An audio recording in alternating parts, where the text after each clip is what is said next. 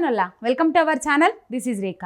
నిన్న మొన్ననే బీఆర్ఎస్ పార్టీలకి పోయి కాంగ్రెస్ పార్టీ కండువా కప్పుకొని వ్యవసాయ శాఖ సలహాదారుగా నియమితులైన ఎమ్మెల్యే పోచారం శ్రీనివాసరెడ్డి, గుత్తా అమిత్ రెడ్డిలకు కాంగ్రెస్ అధిష్టానము జులకిచ్చిందొల్లా. ఇక వాళ్ళ నియామకాల మీద అభ్యంతరం వ్యక్తమైనట్టు తెలిసింది. అందుకే పదవి బాధ్యతలు చేపట్టలేదంటూ పార్టీల జోరుగా చర్చ జరుగుతున్నది.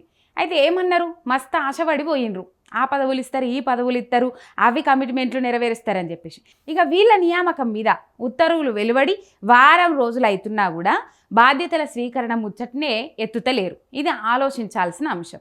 ఇక వీళ్ళ నియామకానికి వ్యతిరేకంగా సాగునీటి పారుదల శాఖ మంత్రి ఉత్తమ్ కుమార్ రెడ్డి అధిష్టానానికి ఫిర్యాదు చేసినట్టు తెలిసిందట. మరి చెయ్యరానోళ్ళ ఇప్పుడు ఉన్నోళ్ళని దేక్తలేరు, పారాసూట్ నేతలకేమో అవకాశాలు ఇస్తురని ఫిర్యాదు చెయ్యరా? పక్క చేస్తారు. గట్లని చేసిండ్రు.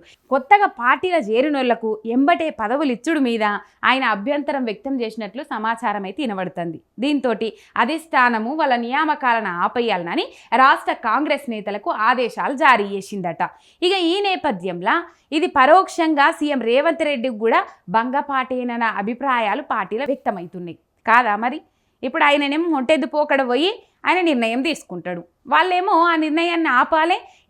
ఏ విషయం చూసుకున్నట్లయితే కార్పొరేషన్ పదవులకు సంబంధించి కానీ, మంత్రివర్గ విస్తరణ గురించి కానీ, పిసిసి అధ్యక్ష పదవి గురించి కానీ, ఈ నియామకాలకు సంబంధించిన రేవంత్ రెడ్డి ఏదైతే ఒంటిగా నిర్ణయాలు తీసుకుంటారో వీటిని అన్నిటినీ ఆపుకుంటూనే వస్తూ ఉన్నది అధిష్టానం. ఇక అమిత్ రెడ్డికి కార్పొరేషన్ చైర్మన్ పదవులు ఇచ్చుడు మీద పార్టీల అంతర్గతంగా తీవ్ర వ్యతిరేకత వ్యక్తమవుతుంది. ఎన్నో ఏండ్లుగా పార్టీ జెండా మోస్తూ కష్టకాలంలో పార్టీకి అండగున్నోళ్లను పక్కకు పెట్టి కొత్తగా పార్టీలో చేరినోళ్లకు వాళ్ళకు పదవులు ఇచ్చుడు మీద ఆగ్రహం వ్యక్తం చేస్తుండ్రట. గుత్తా అమిత్ రెడ్డి నియామకం మీద నల్లగొండ జిల్లాకు చెందిన మంత్రులు ఉత్తమ్ కుమార్ రెడ్డి, కోమటిరెడ్డి వెంకటరెడ్డి వర్గీయులు అగ్గి మీద గుగ్గులం లెక్కనే మండిపడతారట.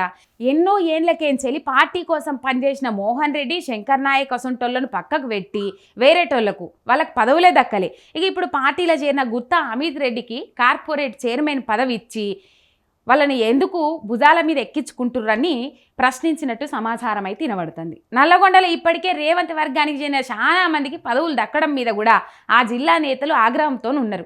ఇట్లనే చూసుకుంటూ పోతే జిల్లాల తమ ఉనికే ప్రశ్నార్థకం చేస్తారు. అసలు మేము ఉన్నామా లేదా అనే ముచ్చటినే మరిచిపోయి తమను నమ్ముకున్న వాళ్ళకు మొండిచేయ మిగులుతుందని కీలక నాయకులు భావిస్తున్నట్టు తెలిసిందట.